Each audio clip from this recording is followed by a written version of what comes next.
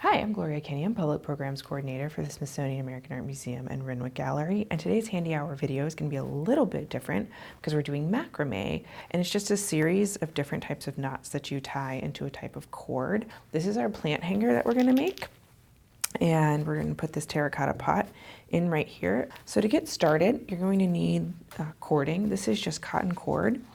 And I've already got 3 links. We're going to need 4 for this project. And we want them to be about 6 feet long. And I've already cut these to size. So I'm going to cut this cord to match the others. We're going to take our thread, or take our cording, and we're going to tie a knot in it. You can tie it around a ring for hanging. You can tie it around a hook. You can tie it around a dowel if you're doing any kind of wall, more elaborate wall hanging. But we're just going to tie it in a knot for right now to get us started. Simple. You want to try and keep everything as even as possible. And since this is part of the artwork, you want to make sure your knot lays nicely. So we're going to lay this out and separate our 4 strands and make them pretty even.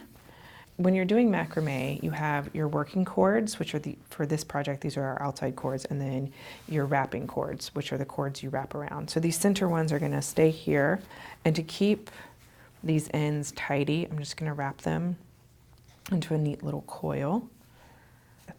I'm going to show you some basic knots. We're just going to work with 2 knots right now, the half square and the right half square, and those will give us a nice tidy square knot. But pretty simple. We're going to start with the half square. So we're going to go with our first working cord that's on the left, pull it over our center, and then go under the right. And then to make the second half of it, we're going to take our right, pull it under these 2 center, and pull it up through that loop we made with the first one. So we're going to keep it nice and big so you can see. So our center cords stay nice and straight. Our right cord is now on our left, and our left cord is now on our right, and they're interlooped over each other, and I'm just going to tighten this up. I don't want to go all the way to the top. I like to leave some space at the top. And then so you just get a little bit more intrigue. If you want to make it nice and tight, you can pull it all the way up. Now to make the right half knot, we're just going to kind of repeat what we did. And we're now going to take what is now our right side and pull it over. So we're not going to go under. But then come back under our left side. So you have a nice, neat little thing. And then for the right side, we're going to go under the center cords and through and over. And that's how you get your square knot. I'm going to repeat a couple of those to get the project moving.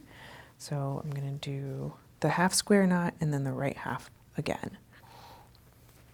Over, under, under, over. So I'm going to repeat this one more time. So you can do that the whole way through the project if you want, but I want to use up some of this length on my center cords. So I'm going to do some twisting and add some beading for decoration. So I'm going to just do my twist. And I'm going to keep count on my twist to make sure I end up with what were my inner cords as my outer cords. So I'm going to do 1, 2, 3, and now I have a long outer cord and a short inner cord. And this is where tape comes in really handy. I'm actually going to tape the ends of my cords. You can do this at the beginning if you want. You just want to make sure those frayed ends are going to slide nice and neat through the eye of the bead. I have these nice small beads, and I'm going to do 2 on each cord for a total of 8.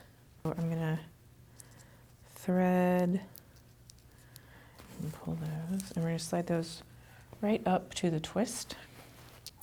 So now we have our beads on, and I'm going to do a couple more twists because those will help our beads stay in place. And again, I want to make sure I end up with the long cord on the outside because part of my goal is to even up my cord. So I'm going to do 3 again. And then we're going to resume our square knots.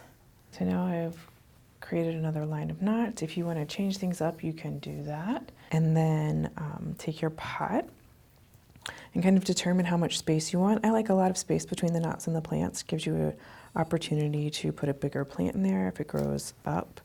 And I'm just going to eyeball against the pot itself. And then I'm going to draw a little line right here where I measured it at the bottom. And that's where I'm going to pick up my knotting again. And at the very bottom, I'm going to just do only the half square knot. I'm not going to do on the right side, because then you'll get this really delightful, fun twist in it. And I just think that's a really great way to end the whole project. And then I'm just going to power through my half squares, keeping an eye on my line where I wanted to pull the knot up to get it for the pot to sit on it. And you do want to make sure when you start, all of your lengths are as even as you can get them. That way, when you go to do the pot hanger, it hangs taut. You can see you're starting to get a twist in it, because it's all just going in the same direction. The reason we did it with a half square and then a right half square before is it helps it lay flat. And you want it to be flat with the pot in it, but now we're finishing it and it doesn't matter quite as much. I'm gonna do about 3 more of these, and then I think I will have as much of a tail as I would like. Now these are knots, so you don't really have to tie a finishing knot unless you want to. If you want to add a little bead or anything to the end, you are more than welcome to. I'm just going to leave them as is, and I'm actually going to just use this tape as my guide. And I'm going to cut off all of this excess. Then you just put your pot in. And I like to turn the pot upside down and arrange my ropes around it, kind of each one taking a quarter. And then you just flip it. You can hang it. You've got your beads. You can adjust it, especially once it's weighted, it hangs really lovely. And we'll see you at Handi Hour.